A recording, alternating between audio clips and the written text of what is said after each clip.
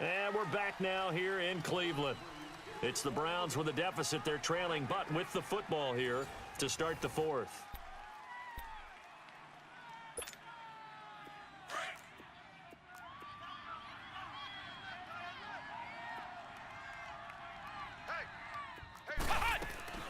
A first down carry by Elliott. And he'll fight his way down right around the 12.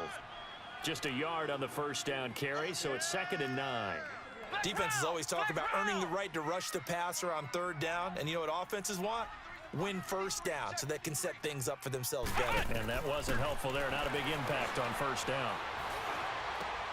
Finding his safety valve here. That's complete. And he's going to be brought down just shy of the 5 at the 6. Give him 6 on the play, and they're going to have a 3rd down.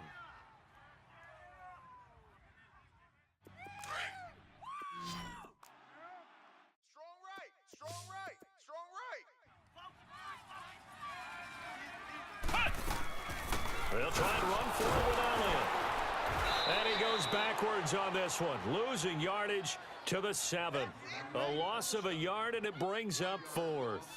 I think it's pretty evident we can say what a difference a week makes. Last week, he ran pretty much wild, didn't he? Did pretty much what he wanted to do. But this one, they've stopped him cold. That, to me, that's good scouting and even better execution. Yeah, and they stopped him behind the line right there. They obviously watched the tape a few times and made some adjustments. And they're indeed going to go for it here on 4th down. So trailing here in the last quarter. Let's see how this plays out. 4 down, 4 down. Flex round, flex round. Flex round, flex round. Running with Elliott. And he'll take it into the end zone for a Browns touchdown. Ezekiel Elliott with his 2nd touchdown of the game, 4th of the year. And the Browns take advantage of field position on the turnover to cash this one in.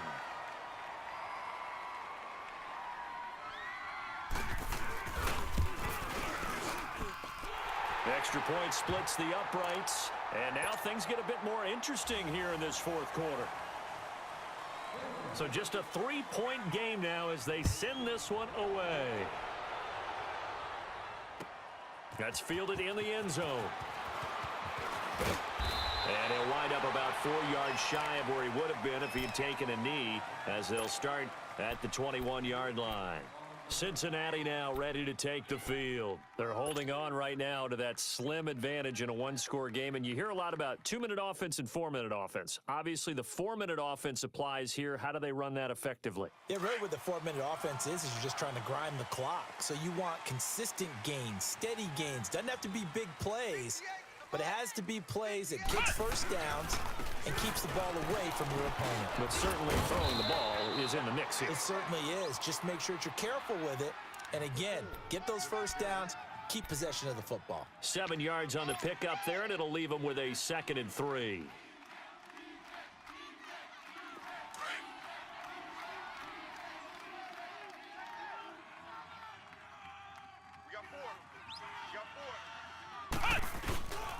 Again, they run with Campbell. And not much. Maybe a yard up to the 29. That's it. That's what you want. Straight ahead positive gain. Just keep that clock ticking.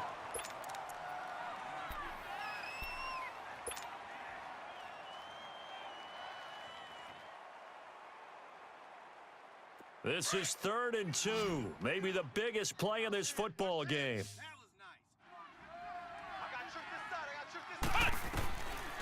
From the gun, Cunningham throwing for his running back, and he's got him complete.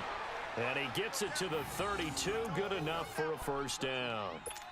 A gain of 4 that time as the drive continues. This quarterback now 5 straight completions here in this second half, 1st and 10.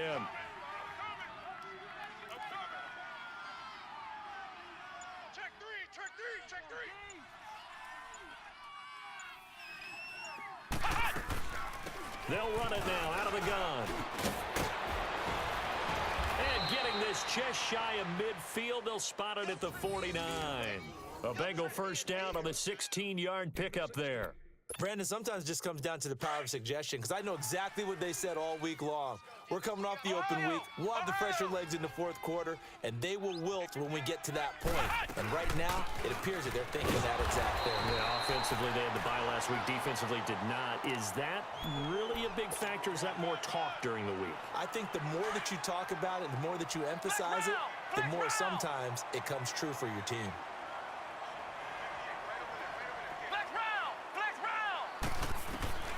Looking to throw on second down. Cunningham, flush to his right. Now he'll let it go. He's got it at the 15. And he's going to be out down inside the 20 at the 15. That one goes for 36 yards.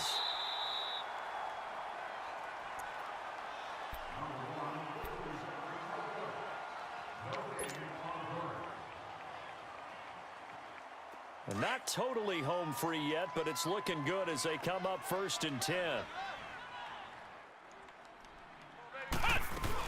On first down, Campbell.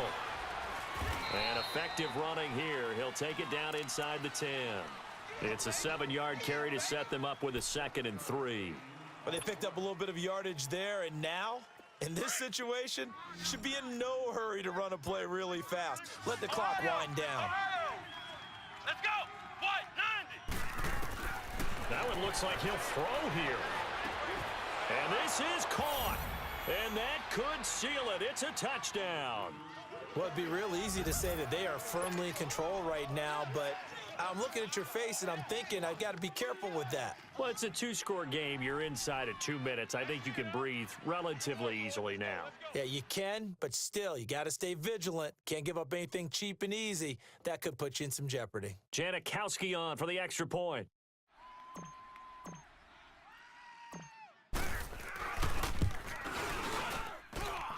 Janikowski adds the extra point, and the decision to just kick the extra point winds up successful. Out to kick is Janikowski.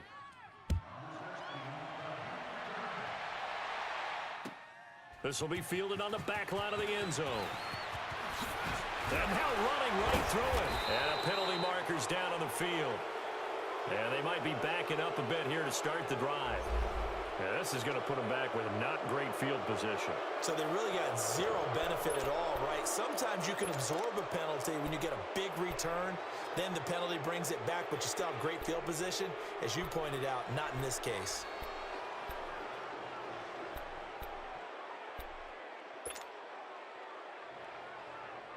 So the special teams penalty cost some yardage there as they come out on 1st and 10. On 1st and 10, Moon. And this is intercepted, and that should do it. Picked off at the 18, and he'll be down at the 6-yard line.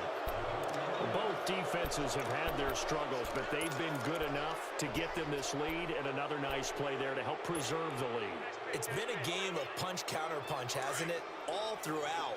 But this time, the big swing was taken, and it didn't land. Nice play by them on defense. Ohio! Hey, check two. Flex round! Flex round! Operating from the gun, Cunningham. And a big turnover there as his guys will get the football back. 2-score game here in the 4th, and that pick, it kind of keeps the door ajar, doesn't it? It does, and you wonder about their strategy because with a 2-score lead, you would think maybe you're just sitting on it and trying to drain some clock. It's almost like they felt like, hey, we've got a good cushion. We can keep pressing it. It ended up costing them.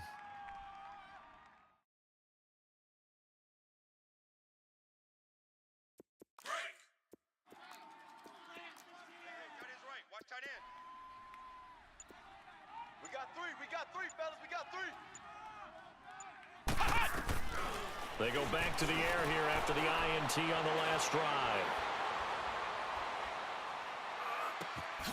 And this is intercepted, and that should do it. Picked off at the 13, and he will score. Touchdown, Cincinnati. And that one will pretty much erase any hopes of a fourth-quarter comeback. With emphasis, interception, return for touchdown. Door closed, locked, reinforced.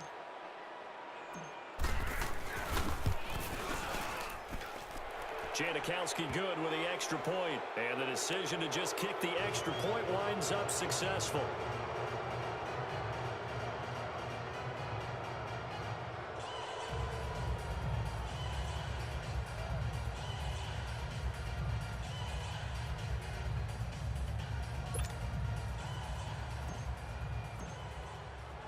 So they throw the pick six. They'll get another shot at it now as this one's in the air. This will be taken to the back of the end zone. And he'll take this up past the 20 and down at the 22-yard line. And now Cleveland geared up to take the field. They're down big here late. I don't know. You just one last drive here for pride? Some people like to do that. I remember playing for a guy once. We were down huge, and someone said, "Coach, what do you want to call?" He just waved a hand like, who cares? Let's get out of here and do something some other time. But some teams like to do something at the end to feel a little bit better as they continue to move forward. Yeah, probably just want to put this one behind them.